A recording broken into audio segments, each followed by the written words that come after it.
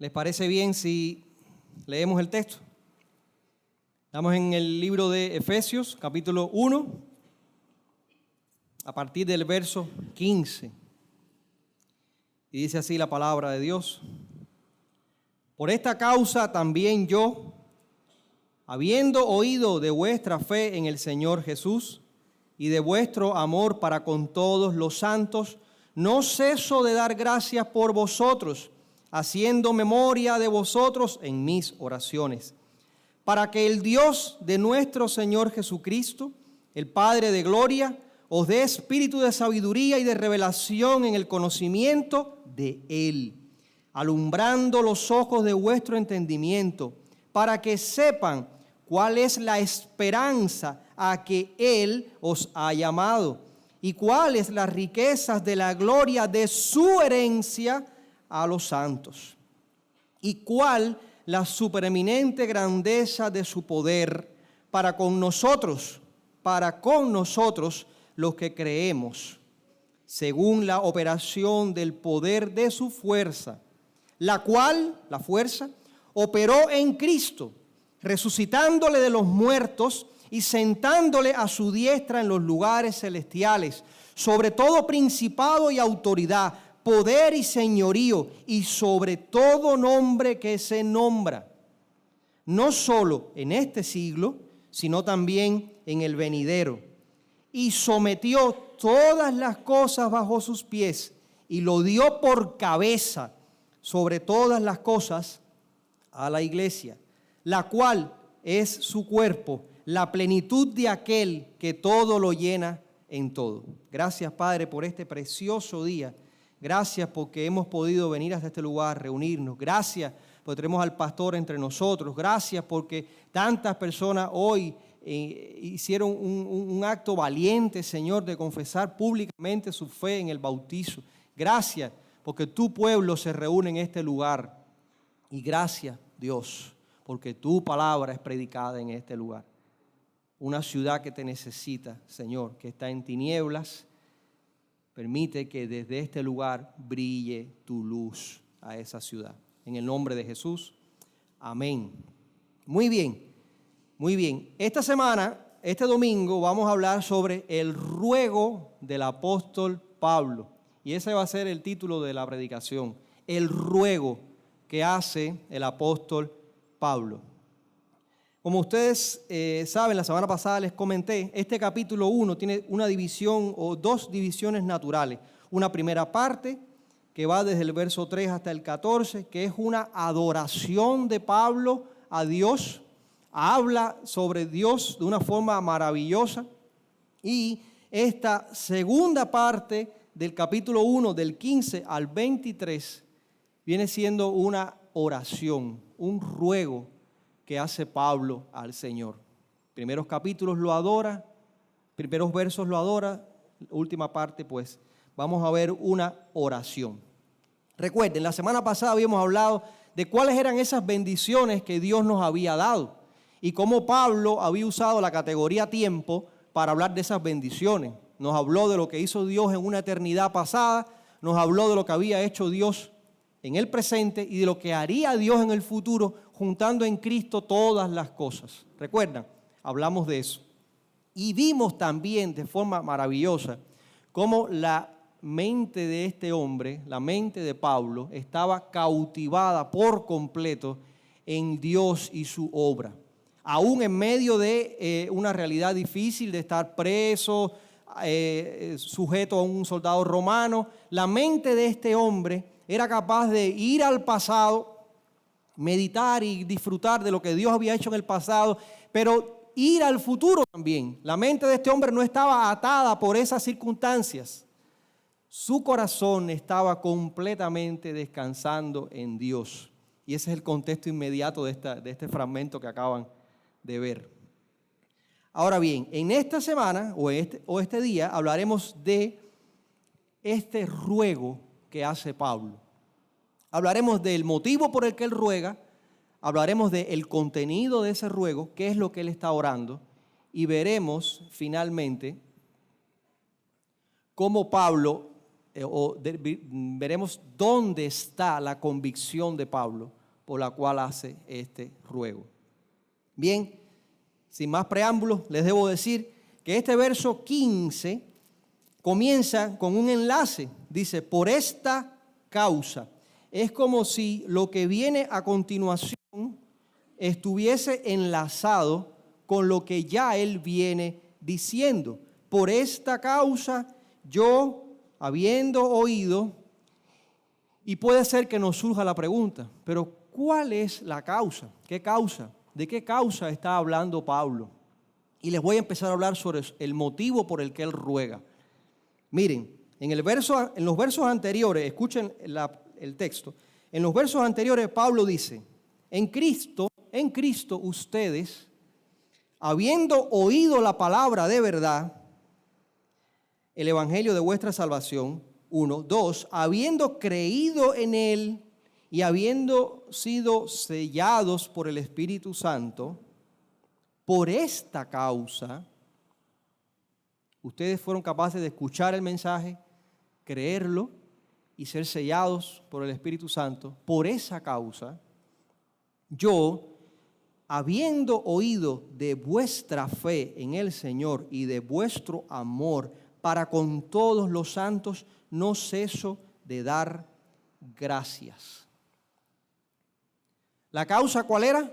Habían escuchado el mensaje y habían creído. Interesante. ¿Y cuál es la consecuencia que Pablo ve en la vida de estas personas? El texto te dice que habían depositado su fe en Jesús y ahora amaban a los santos. Y es interesante que de tantas cosas que Pablo podía hablar sobre esta congregación o estas congregaciones, Pablo celebre esas dos. Pablo diga, doy gracias porque ustedes han puesto su fe en el Señor Jesús y porque aman a todos los santos. El fruto de casi 3 años de trabajo de Pablo, recuerden, Hechos capítulo 19, nos dice que estuvo 3 meses en un lugar y luego 2 años más y probablemente haya estado un poquito más de tiempo, pero el fruto de casi 3 años de trabajo de este hombre en este lugar, pues produjo un grupo de personas con estas 2 características. Amaban a Jesús y se amaban unos a otros. Y es interesante porque mientras yo estudiaba esto, enseguida conecté con el liderazgo de esta iglesia y conecté en general con los creyentes porque cada uno tiene un marco de influencia sobre otras personas. Y ahora, pensemos en lo siguiente. Para nosotros ubíquense, y en especial los líderes de este lugar, a veces podemos gastar tiempo pensando en la manera o el método que podemos usar para servir a los demás, para extender el reino de Dios. Y esa reflexión que hacemos, ese tiempo que gastamos, esas fuerzas que gastamos pensando en cómo servir a los demás, están bien. Siempre y cuando entendamos que son solo métodos. El método no es sagrado. Lo sagrado es el mensaje que llevamos. Y lo que sí tenemos que buscar es que veamos esos frutos que está Pablo celebrando en esta congregación. Interesante, Pablo no dice, y sigue siendo un reto para mí esta idea, Pablo no dice, wow, qué bueno, cuánta gente tienen reuniéndose los domingos. Y Pablo no dice, qué bueno que la ofrenda fue de 3,000 pesos. Qué bueno que tenemos 20 casas culto. Qué bueno. No. Pablo dice, no ceso de dar gracias a Dios por ustedes, porque han puesto su fe en Jesús y porque aman a todos los santos. Entonces, hermanos que dirigen este lugar, el método va a variar. Puede funcionar en un momento y dejar de funcionar en otro momento. Pero lo que hacemos siempre debe llevar a las personas que no le conocen a esas dos características que Pablo resume. Debemos de esforzarnos porque la gente ame al Señor Jesús. Claro, eso no depende de nosotros, pero la parte que nos toca, pues hagámosla. Y demostrarles a ellos con nuestras acciones cómo se ama a las demás personas. Muy bien. ¿Siguen conmigo? Menos mal, Pachi no me lanzó una mirada así medio rara. ¿La tienes para el final? Muy bien. Seguimos leyendo. No ceso de dar gracias a Dios por vosotros, haciendo memoria de ustedes en mis oraciones. ¿Para qué? Y aquí viene, hermanos, aquí viene el cuerpo de su ruego, la razón o los puntos que él describe en su ruego. Y él no cesa de dar gracias a Dios para que la iglesia lo conozca a él. Dice, para que el Dios de nuestro Señor Jesucristo, el Padre de gloria, les dé espíritu de sabiduría y de revelación en el conocimiento de Él. La esencia de la oración de Pablo es que esta iglesia, es a la que él le dirigía la carta, llegue a conocer a Dios y a conocerlo profundamente. Ahí está la esencia de la oración o el cuerpo del ruego de este hombre. Pablo ora para que esta iglesia conozca a Dios. Noten, aquí les traje dos textos paralelos de dos epístolas paralelas. La epístola a los Colosenses y la epístola a los Filipenses. Lo interesante es que estas tres que les he mencionado, tanto Efesios, la que estamos leyendo, como Colosenses, como Filipenses, son epístolas que se redactaron en la prisión en el mismo momento y fueron enviadas a las diferentes congregaciones. Pero en las tres notamos un énfasis que se repite. Por ejemplo, en Colosenses, Pablo dice, el mismo autor, por lo cual desde el día que oímos no cesamos de orar para que sean llenos del conocimiento de su voluntad. Interesante. Y en Filipenses 1:9, Pablo también dice, y por esto pido en oración, para que vuestro amor abunde aún más y más en ciencia y en todo conocimiento. Noten el énfasis. Pablo quiere que su iglesia, la iglesia del Señor, abunde en el deseo de conocer a su Dios. ¿Oyeron, iglesia? Ese era el motivo del ruego de Pablo, que la iglesia lo conozca a su Dios.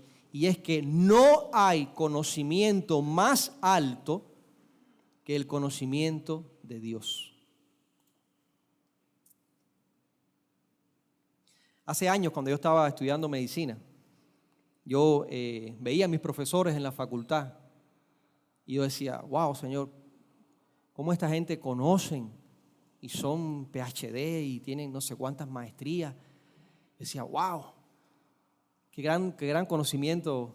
Bienvenido familia. Qué gran conocimiento tienen estos hombres. Y me quedaba con aquello, pero no conocen a Dios. Y veía a mi pastor de aquel momento y yo decía, oh wow, Señor, qué clase de hombre de Dios.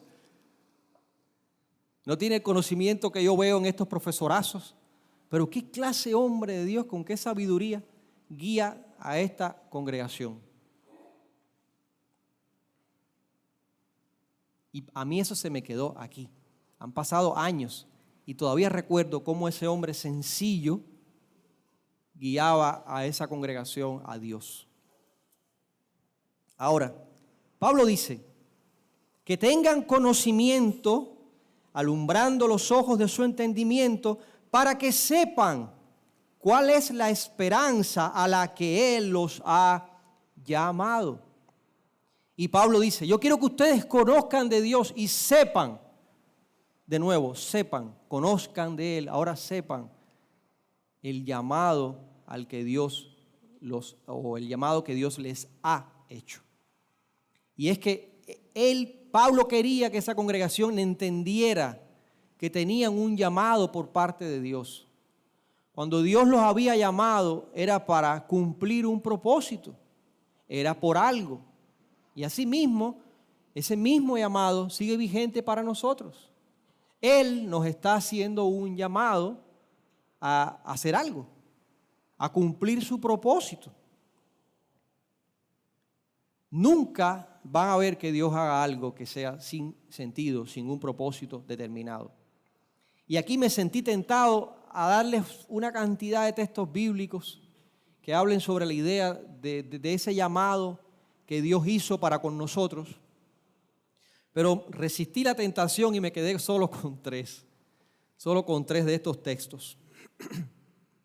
Porque esta idea de que el Señor ha llamado a su pueblo es una idea que está muy bien desarrollada en todo el Nuevo Testamento. Puedo decirles que el Señor nos ha llamado, hermanos, iglesia, el Señor nos ha llamado a santidad. Dice Pedro, escrito está, ser santos, porque yo soy santo. Pero les puedo decir también que el Señor nos ha llamado a libertad. Cuando dice, porque vosotros, hermanos, a libertad fueron llamados, solamente que no usen la libertad como ocasión de la carne. Y también el Señor nos llamó, Ulises, a soportarnos con paciencia. Soportarnos con paciencia los unos a los otros. Y nos llamó, ¿saben qué? A padecer y sufrir. Esa parte no nos gusta mucho. Es difícil, ¿verdad? Nos llamó a padecer y a sufrir. Para esto fueron llamados, porque también Cristo padeció por vosotros, dejándonos ejemplo para que sigamos sus pisadas.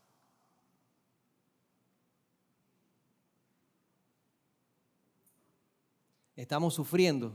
Bueno, eso es un demonio, o la realidad que nos golpea de nuevo, vuelve a salir esta idea que está recurrente. Y aunque yo no tengo explicación para todas las cosas que sucedan en nuestras vidas, sí entiendo, porque está declarado, que aún el sufrimiento es parte del proceso de Dios contigo y conmigo. Aún el sufrimiento es parte de ese llamado de Dios a nosotros. Hay una frase de Lewis que no la recuerdo bien, pero la idea es que Él nos susurra cuando estamos en una circunstancia y nos grita cuando estamos pasando por el dolor. Muy bien.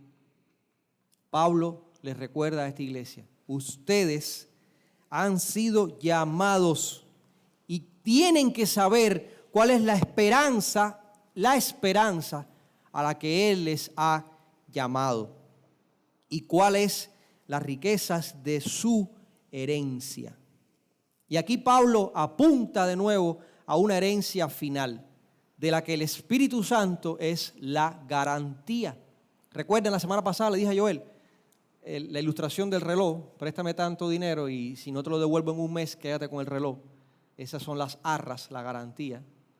Pues aquí Pablo está diciendo, ustedes han sido llamados a obtener una herencia de la cual el Espíritu Santo es la garantía. Y una herencia que Pedro describe de la siguiente manera. Una herencia que es incorruptible, una herencia que es incontaminada, una herencia que es inmarcesible. Escucha, iglesia. Reservada en los cielos para vosotros que son guardados por el poder de Dios mediante la fe. Ya voy entendiendo. Unos minutos atrás hablamos del llamado a sufrir. Y ahora yo estoy entendiendo que aunque hay una realidad que se va a sufrir, es parte de un proceso para obtener una herencia que está reservada para nosotros, que somos guardados por el poder de Dios mediante la fe para alcanzar la salvación que está preparada. Entonces, recapitulando en este punto, vemos a un Pablo orando a Dios por ese grupo de iglesias y les está diciendo: oro a Dios por ustedes que han amado al Señor Jesús, creen en el Señor Jesús y aman a sus santos. Oro para que conozcan o aumente su conocimiento del Señor, para que ustedes recuerden y tengan presente el llamado que Él les ha hecho y sepan que van a obtener una herencia. Y eso nos lleva automáticamente a la última parte de esta predicación. Miren, porque para mí es una parte muy importante de la idea que Pablo está desarrollando. A partir de ahora, los últimos 3 versos de esta sección hablan del punto que les voy a explicar ahora, pero habitualmente se los leo en la Reina Valera, pero se los quiero leer en la versión Dios habla hoy, porque escuchen la manera en la que está redactada la idea en esta versión. Pablo dice, inspirado por el Espíritu: y cuán grande y sin límites es su poder, el cual actúa en nosotros los creyentes. Este poder es el mismo que Dios mostró con tanta fuerza y potencia cuando resucitó a Cristo y lo hizo sentar a su derecha en el cielo. Y quiero que nos detengamos a ver las declaraciones que Pablo está haciendo aquí. Pablo le está diciendo a esa congregación en su ruego que el mismo poder, escuchen, que levantó a Jesús de los muertos está operando ahora en su iglesia. ¿Ustedes entienden la magnitud de lo que Pablo está diciendo aquí? ¿O sí, el Espíritu nos está diciendo a través de Pablo? Y aquí está la convicción de este hombre por lo que este hombre hace este ruego a la iglesia. Aquí está la convicción de este hombre. Pablo, en ese punto de la narración, vuelve a ir al pasado y dice: yo sé, yo vi lo que Dios hizo en Jesús. Y ahora el texto dice que lo resucitó de los muertos, que lo puso a su diestra sobre todo principado y autoridad, poder y señorío. El señorío de Jesús es sobre seres angelicales, sobre seres demoníacos, es sobre seres presentes, sobre seres futuros. Su poder no radica aquí a esta creación, sino al todo el cosmos. Está diciendo, ese que fue empoderado, a que se le dio todo poder, ese que hizo eso, está actuando en la iglesia. ¿Te sientes solo, iglesia? ¿Te sientes insuficiente? ¿Sientes que eres pequeño? ¿Y que las circunstancias son grandes? ¿Y que los problemas son grandes? ¿Y que mis recursos son escasos? Y siga la lista, sigan poniendo lista, sigan mencionando circunstancias. Cada uno de ustedes conoce circunstancias que tiene, que lo afectan, que lo golpean. Pero Pablo está orando a Dios con esa convicción en su corazón. Aquel que hizo esto que les acabo de mencionar, que puso a Jesús por encima de todo y todos, ese que hizo eso, hermanos, ese que hizo eso, está actuando también en ti. ¿Saben? Porque en medio de este mundo, ya Pablo lo empezó a ver en Efesios. Pablo vio un hombre nuevo, una sociedad nueva, que la distinguían dos características. Amaba al Señor Jesús y amaba a las demás personas. Pablo empezó a ver la iglesia de Jesús en el momento que le tocó vivir. Tú y yo somos parte de esa misma iglesia en la que actúa el mismo poder. Somos movidos, sostenidos por ese mismo poder.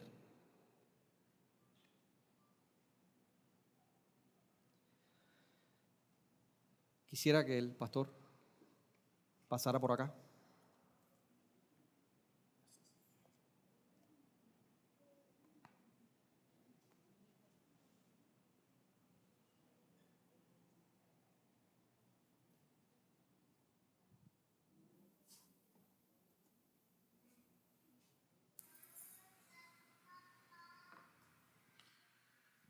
Ese mismo poder que actuó en una historia del pasado es el mismo poder que actúa en esta historia del presente con nosotros hoy aquí. Y también es el mismo poder que actuará en nuestro futuro. Hoy vamos a participar de la Santa Cena, que es un momento glorioso de la iglesia. En la liturgia de la iglesia primitiva se hacía de muchas maneras y se hacía casi todos los domingos o en diferentes reuniones donde la gente estaba. Pero antes de llegar aquí, vamos a ver, y así nos ayuda a recordar el tiempo precioso de los bautizos que tuvimos hoy. Adelante.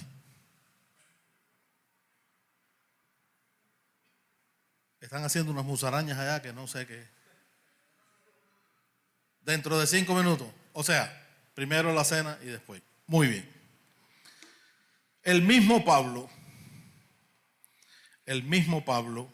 dio instrucciones a la iglesia, a los corintios, de cómo debía hacerse la cena del Señor. Y si uno va a primero los Corintios capítulo 11, Pablo da una serie de instrucciones cómo debe hacerse la cena del Señor. A partir de versículo 17, hubo cosas positivas y hubo cosas negativas en esa iglesia. Pablo alababa a aquella iglesia por algunas cosas que había pasado positivamente y otras dice claramente, en esto no os alabo porque lo están haciendo mal. Y entonces dice cómo debe hacerse la cena del Señor. En la cena del Señor partimos de varios criterios importantes. Número 1, es el recordatorio de lo que Cristo hizo por nosotros en la cruz. No es el mero rito ceremonial de participar del cuerpo y del vino, o sea, del pan y del vino. No, es el recordar lo que Cristo hizo por nosotros en la cruz. Y en esto tenemos que ser precisos, porque no hay método de evangelismo más efectivo que este.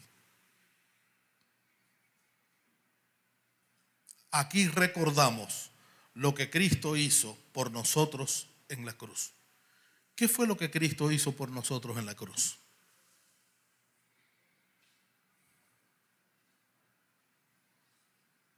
Toma un segundo para pensar y recordar lo que Cristo hizo por ti en la cruz. Según la Escritura, Él fue a la cruz a morir para perdonar nuestros pecados.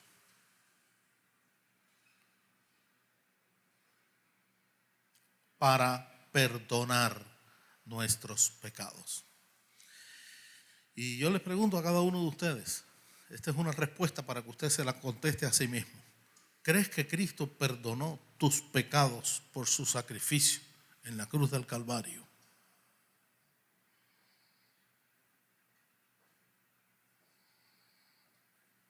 Hagan esto en memoria de mí.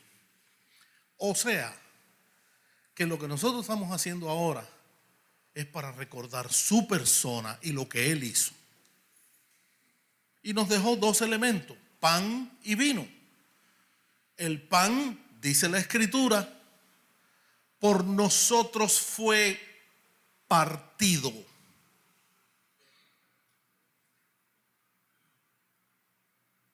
Recordando cómo su cuerpo fue partido por nosotros.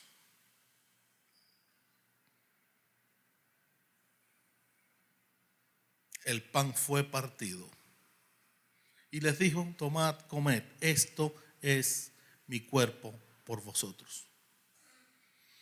Y también tenemos vino, que significa la sangre de Cristo, que dice Pablo, recuerden esto, este es señal del nuevo pacto que Dios hizo por nosotros. Así que cuando nos acercamos a estos elementos, uno tiene para decir, somos sus hijos y Él nos ama tanto que partió su cuerpo por mí y derramó su sangre por mí, haciendo un nuevo pacto. ¿Sabe cuál es ese nuevo pacto? Y en todas las cartas se ve, ahora eres mío.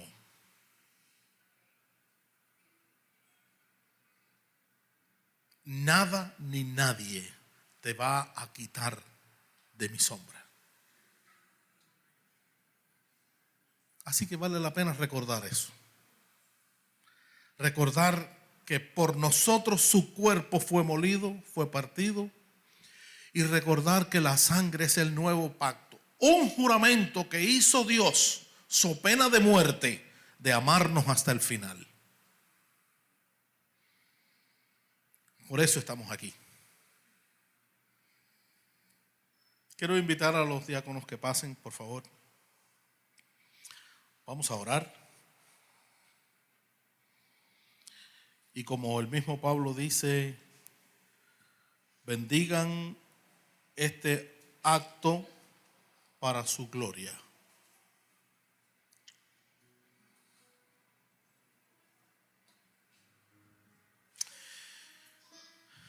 Padre, te agradecemos infinitamente todo lo que tú nos has querido dar, mostrar, enseñar,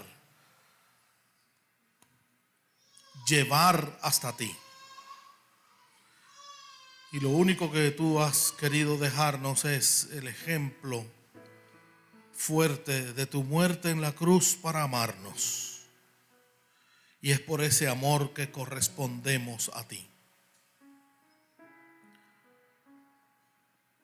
Entonces, Padre, danos convicción ahora mismo de que al participar de este pan y de este vino, vamos a estar recordando tu muerte. Vamos a estar recordando tu gracia. Vamos a estar recordando tu perdón. Que somos personas aceptadas por ti.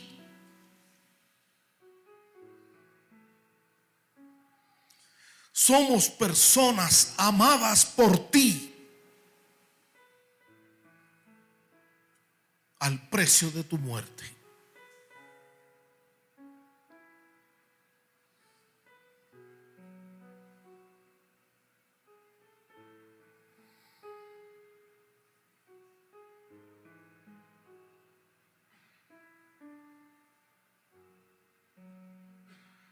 te recordamos en la cruz como Dios victorioso.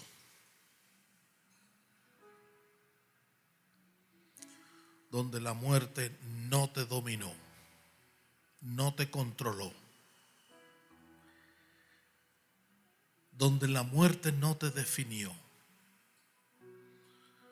sino que tu resurrección viene a darnos una nueva esperanza.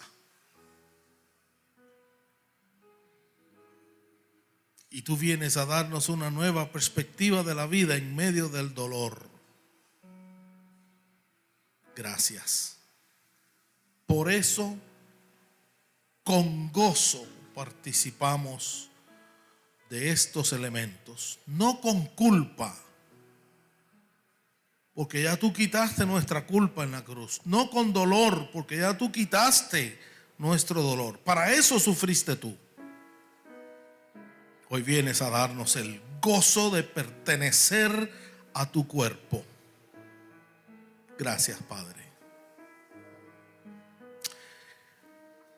Invitamos a todas aquellas personas que entienden que han sido perdonados por la sangre de Jesucristo. Lo que queremos hacer es, todos por el pasillo del centro, vienen, toman su pedacito de pan, su copita de vino, vuelven a su asiento otra vez, se quedan de pies y todos participamos juntos. Todos participamos juntos. Adelante.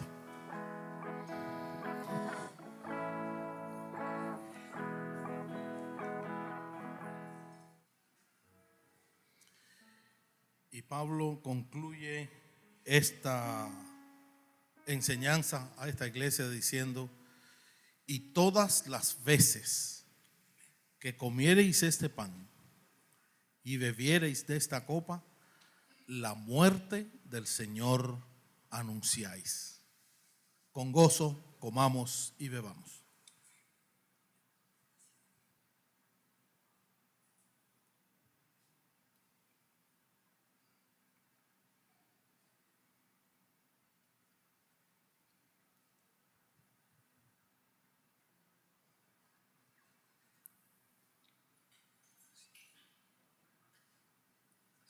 Padre, con actitud de un corazón agradecido, entendemos que este acto tiene mucho sentido.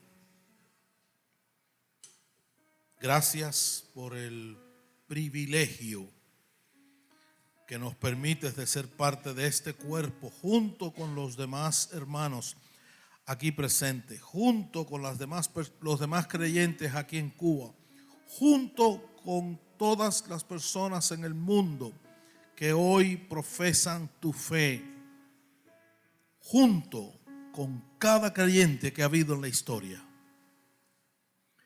Esa es tu victoria que lograste en la cruz del Calvario. Gracias. Por eso, con este acto, anunciamos tu muerte y anunciamos que un día vas a regresar. Gracias, Padre, en el nombre de Cristo. Amén.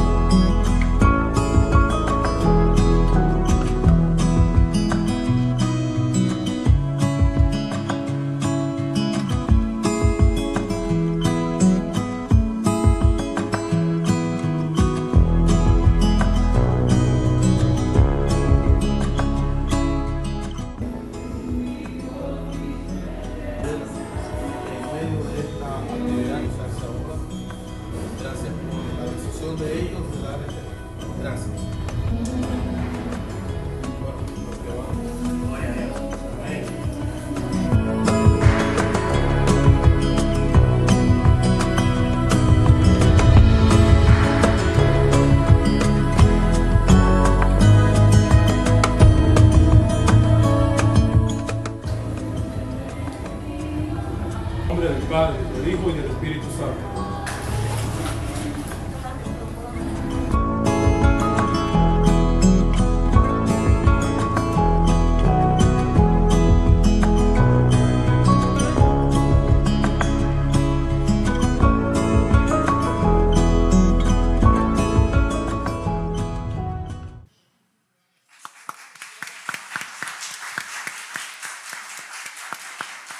Bueno, vamos a pedirle a estos hermanos que se bautizaron que por favor vengan aquí delante. Vengan, vengan, vengan. Pero vengan.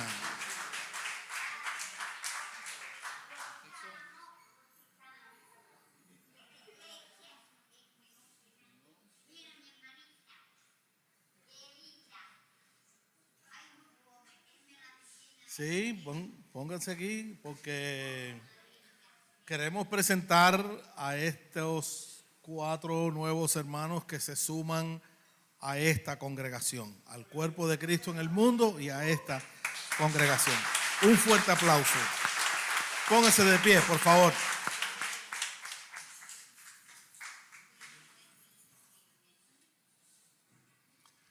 Vamos a pedirle a nuestro hermano, el pastor Núñez, que él ore para recibir a estos hermanos en esta congregación y despedir también este tiempo.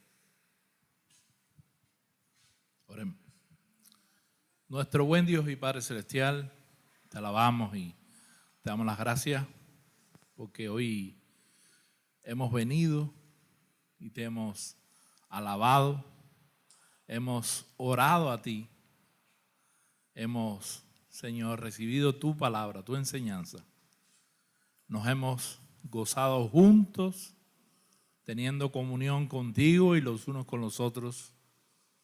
Y ahora suplicamos una bendición especial para estos nuevos hermanos que hoy se unen a esta congregación.